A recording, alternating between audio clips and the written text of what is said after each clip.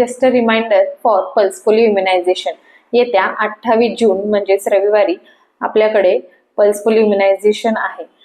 हे पोलिओचे 2 थेंब 0 ते 5 वर्षामधील प्रत्येक मुलाला दिले गेले पाहिजे. जरी बाळाला आधीचे पोलिओ डोस कंप्लीट असतील, ओरल असो किंवा इंजेक्टेबल, तरी त्या दिवशी बाळाला हे पोलिओचे 2 थेंब दिलेच पाहिजे.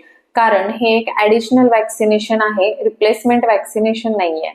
हे इम्युनायझेशन त्या दिवशी कुठल्याही गव्हर्नमेंट अप्रूव्ड पोलिओ बूथवर अवेलेबल असेल. म्हणजेच अंगणवाडी, प्राथमिक आरोग्य केंद्र, काही शाळांमध्ये सुद्धा अवेलेबल असू शकतं.